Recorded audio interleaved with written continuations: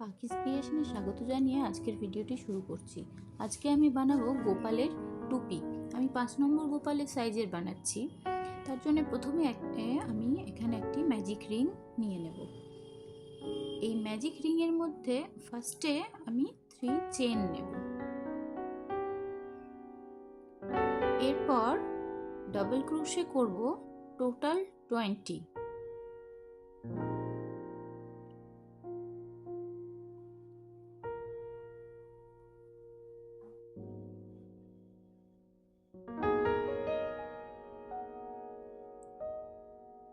কুড়িটি double crochet বানিয়ে নেব।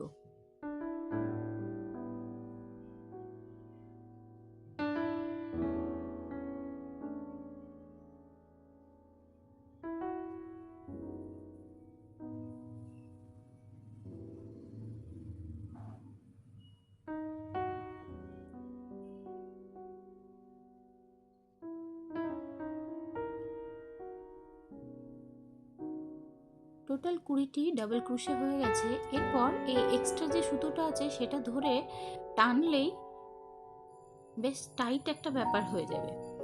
তো যার জন্যই আমি ম্যাজিক রিংটি বানিয়েছি। ম্যাজিক রিংয়ে এই সুবিধাটি হয়। এরপর 3 চেনের মাথায় 3 নম্বর ঘরে আমি স্লিপ স্টিচ দিয়ে জয়েন করে নেব। তারপর এখানে 2 চেন নেব। 2 চেন নেওয়ার পর 20টি ডাবল ক্রোশের মাথায় 20টি চেন হয়েছে, সেই 20টি চেনের মাথায় 20টি হাফ ডাবল ক্রোশে বানিয়ে নেব। প্রত্যেকটা চেনে একটি একটি করে হাফ ডাবল ক্রোশে বানিয়ে নেব।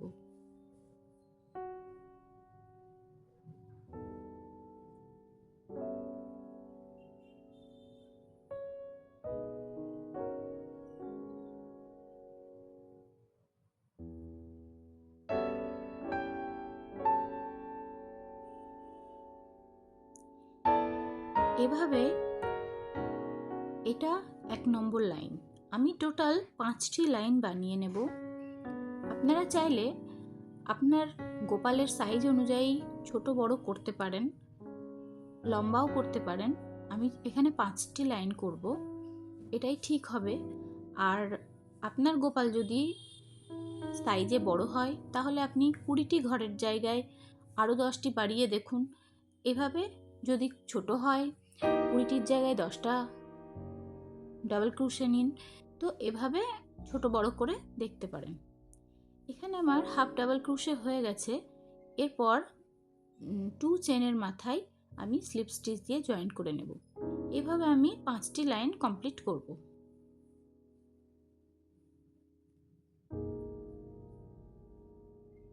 আমার কাজটি যদি ভালো লাগে লাইক, শেয়ার এবং সাবস্ক্রাইব করতে ভুলবেন না।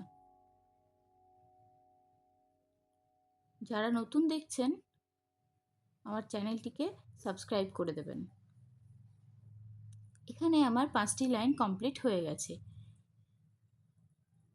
এরপর স্লিপ স্টিচ দিয়ে আমি জয়েন্ট করব। এখানে 3 চেন নিয়ে নেব। এরপর সেম একই ঘরে আরও 2 ডাবল ক্রোশে বানিয়ে নেব। এরপর নেক্সট চেনের মাথায় 3 ডাবল ক্রোশে বানিয়ে নেব।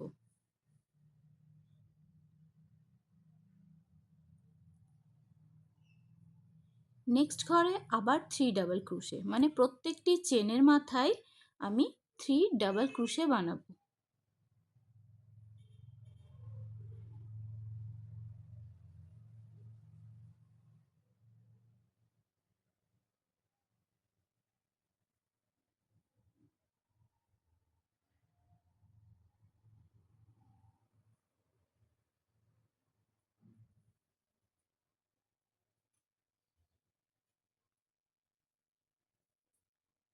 এখানে যে প্রত্যেকটির মাথায়, প্রত্যেকটি চেনের মাথায় যে আমি 3 ডাবল ক্রোশে বানাচ্ছি, যার জন্যে এই লাইনটি একটু ঘন হবে এবং একটু ফ্লেয়ার দেখাবে।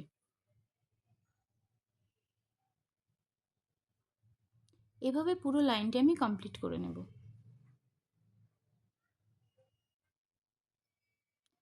কমপ্লিট হয়ে গেছে। এরপর যে 3 চেনের লাইনটি ছিল সেখানে আমি এখানে স্লিপ স্টিচ দিয়ে জয়েন্ট করে নেব।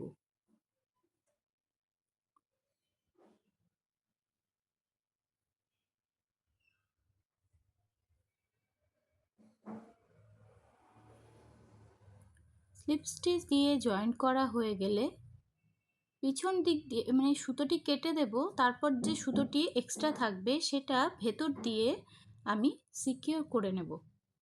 এখানে কেটে নেব, লক করে দেব, একটা চেন নিয়ে লক করব।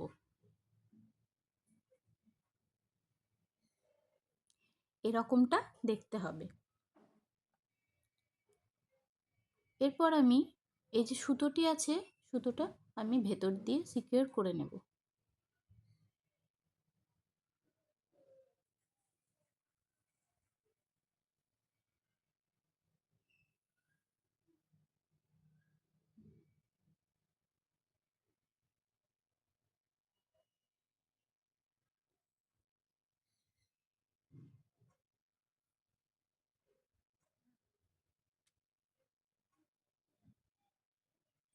এরপর যে এক্সট্রা অংশটি থাকবে সেই অংশটি কেটে ফেলব।